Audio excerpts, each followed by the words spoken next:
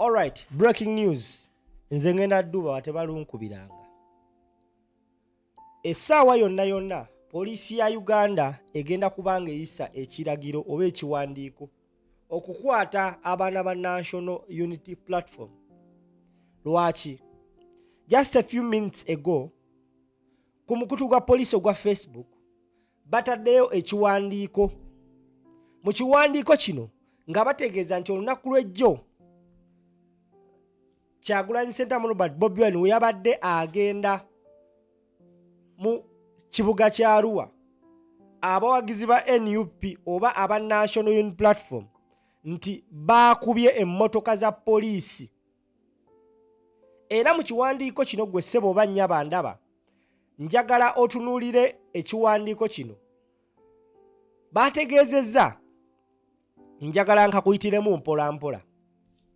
Despite the originally agreed route, Mr. Kyagulanyi continued with a large and rowdy crowd following him via Rhino Camp Road to the venue at Inzikuru Stadium, Barifa.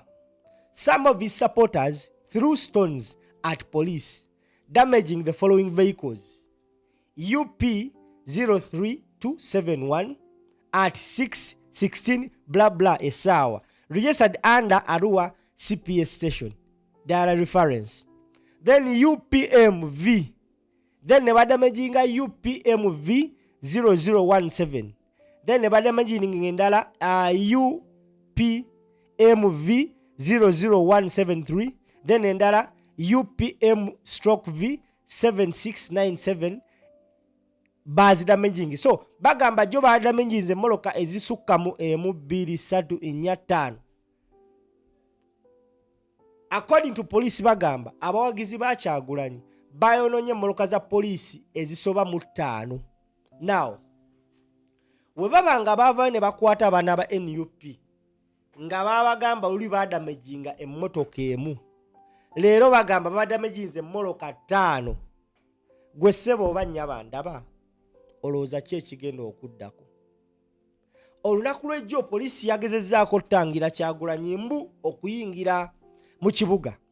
According to this post, bayina we bakoledde kandabewo nsomewo waneeno then tube nga tutegeerawo. Kanji kutandikire. Bagamba update on NUP presidential campaign in Arua district stroke city. On Wednesday, November 19, 2025, Arua district and city hosted NUP presidential candidate Honorable Robert Kyagulanyi, alias Bobi Wine. As part of his campaign tour, he began his campaign at Okazara Primary School ground in Vura sub-county, Arua district. However, he was unable to address the rally there. He then proceeded to Ovizoni Trading Center, also in Vura sub-county, where he waved at people by the road.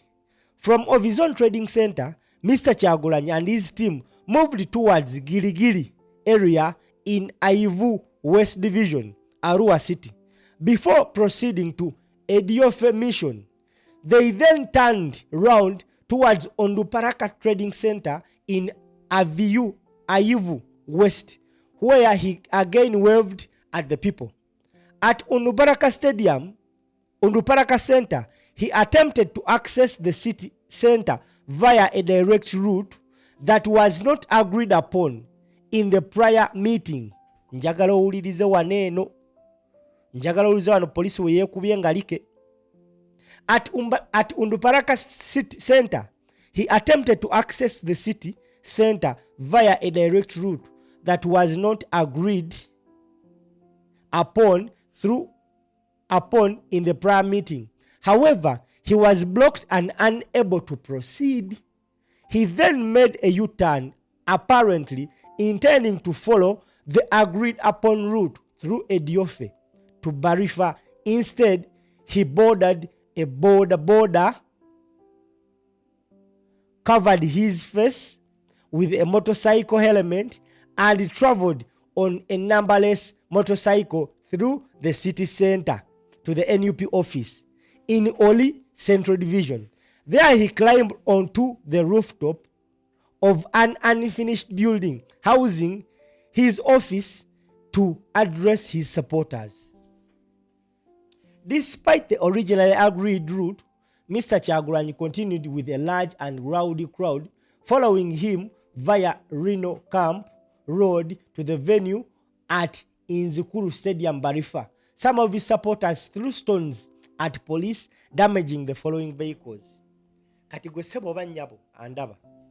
Abasajja beekubye je mweno post.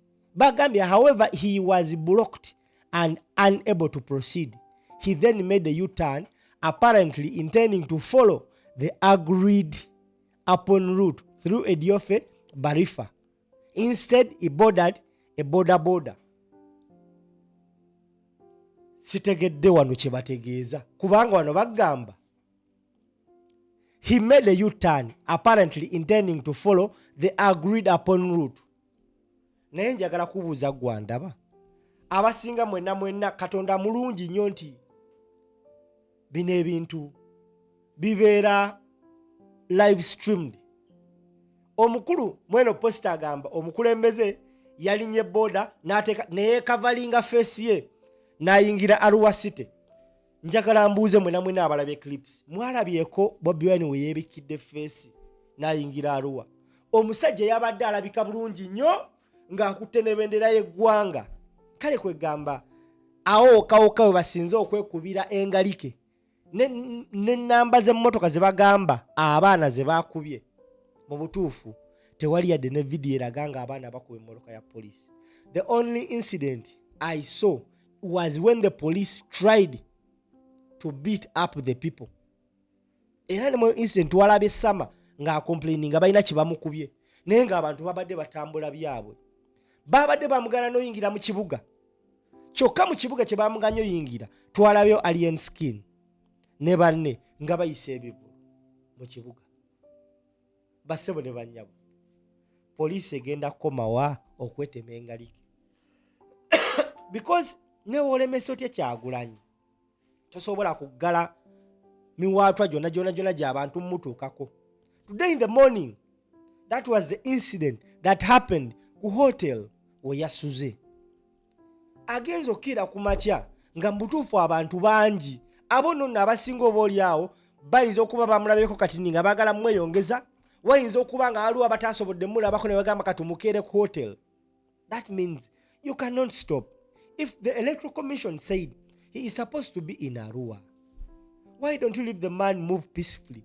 Because weyagezezaako okuyitawo nga mumugaanyi yayiseewo.